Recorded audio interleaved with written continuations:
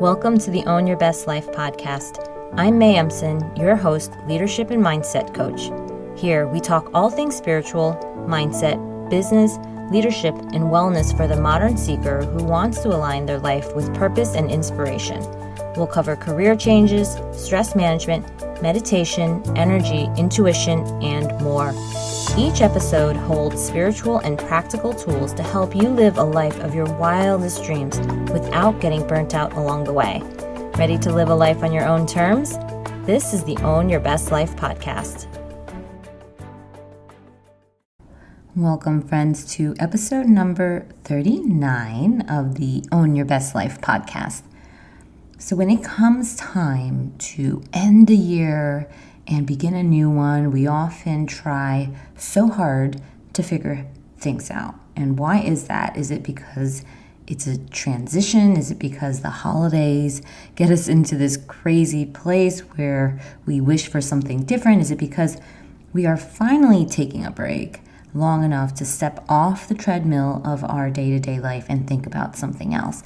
And whatever that reason is, and whether or not you have New Year's resolutions on your mind, or even just intentions for a new and upcoming month, today we're going to dive into what it means to start over and what's keeping you from starting over.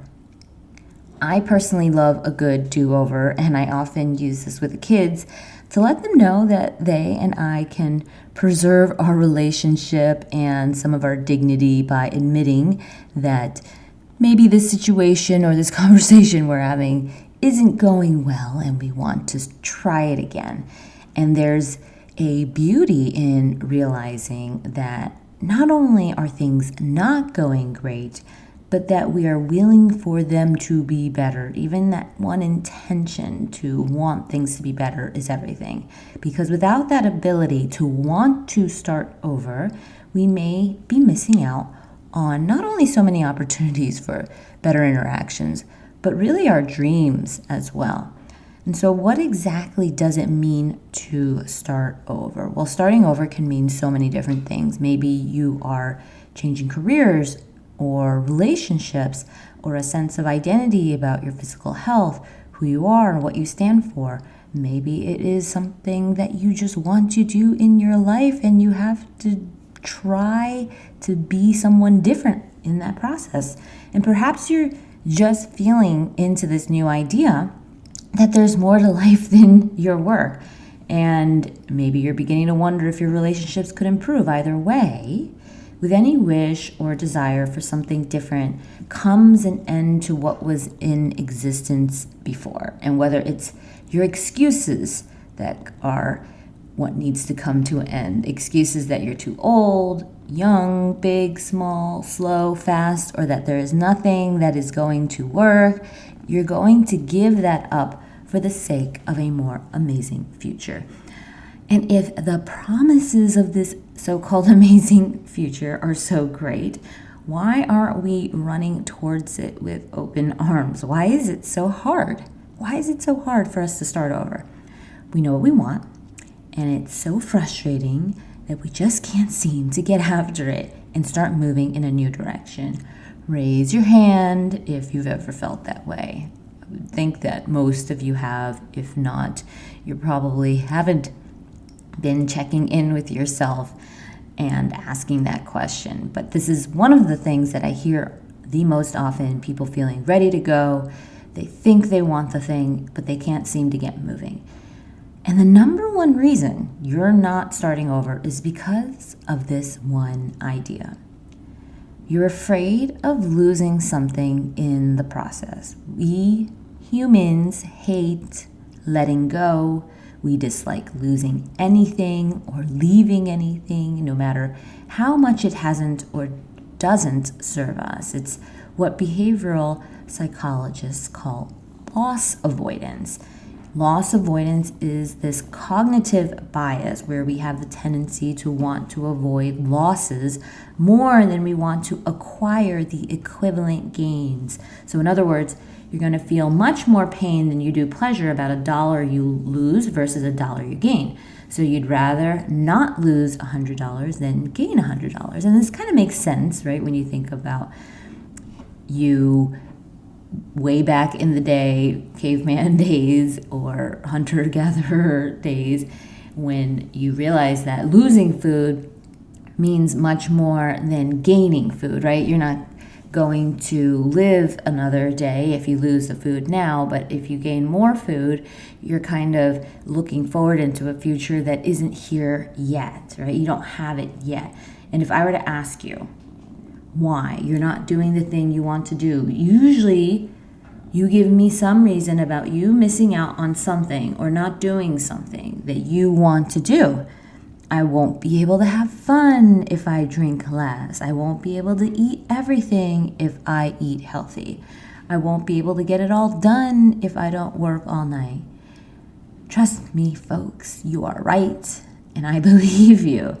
And what you're trying to do, though, is more important than something that you're going to lose. You're trying to shift and challenge yourself into a new set of behaviors or identity that will create a more freeing, fulfilling, or whole life. And if you don't buy into that idea that what you're looking for is worth the giving up of something, you're never going to find it.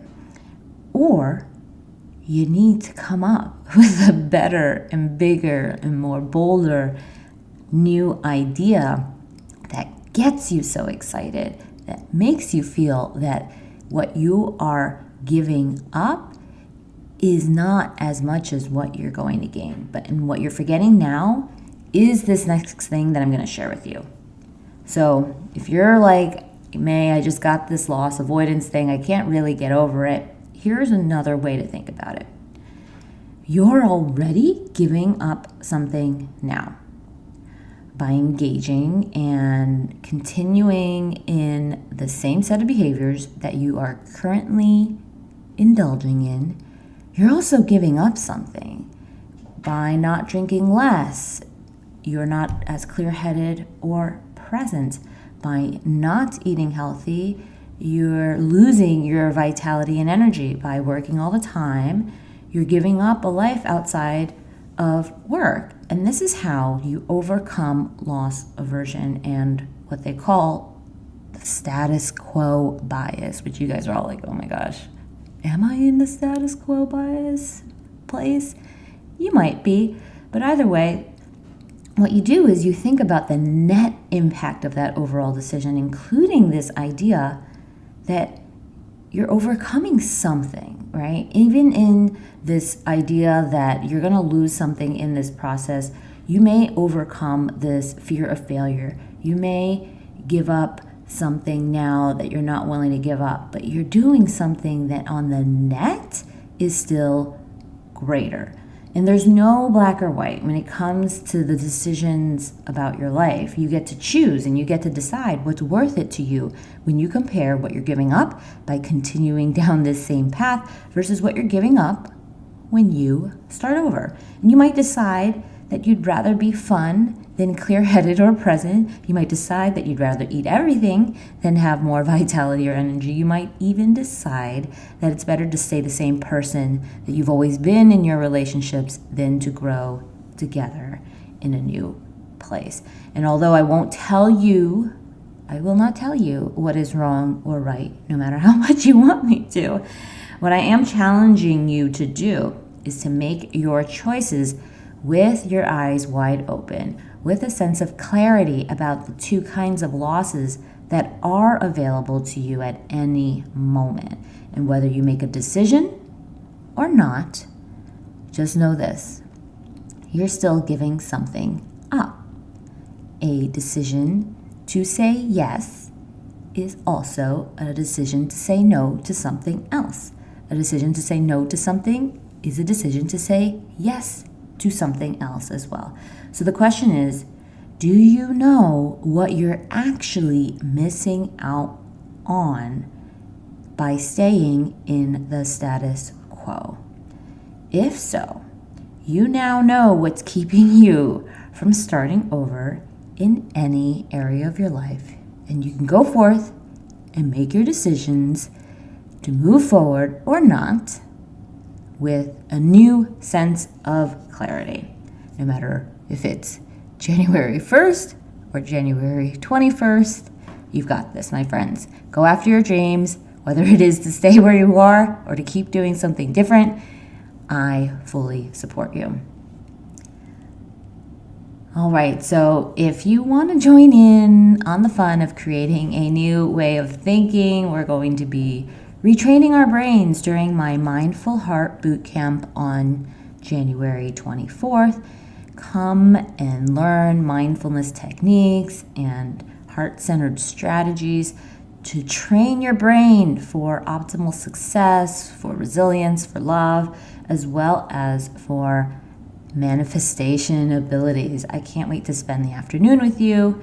And this is a meditation retreat that I will be leading, since so many of you guys love the meditations that I do and have found it to be some of the most transformative experiences that you have had. So we're going to do an afternoon where you get to experience some of this for yourself and kickstart the year with some amazing habits. So you can check it out at mayemson.com/mindful heart. All right, I have another thing I want to share with you too.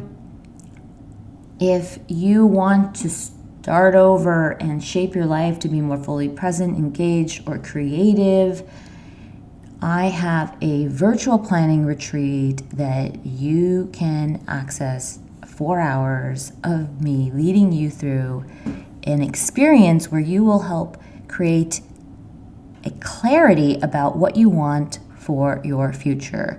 I can't tell you how many people have loved this retreat, even those who are taking it now as their own personal virtual planning retreat. So go off, find 4 hours to schedule a time, and you will come up with a clear 2021 action plan.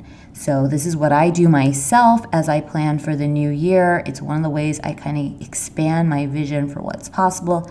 And so this is really deep work, but it's also really freeing when you finally get a sense of this roadmap in front of you. So if you want to learn more about how you can create this virtual planning retreat for yourself using Your Best Year, my 2021 visioning retreat, you can go to mayemson.com/yourbestyear, and you can access this training for 4 hours, this visioning retreat for yourself. So I highly recommend it. If you are available on any 4 hours of your life, it makes a big difference to take some time and think about what it is that you want for not only this coming year, but just for your life overall. All right, my friends, have a good one, and I will see you next time.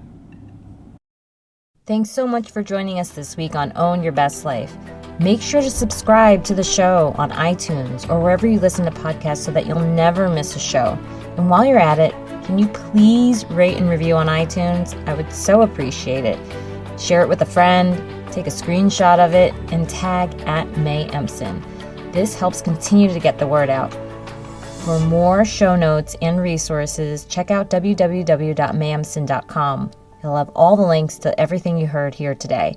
Thanks so much for listening. It's time to own your best life.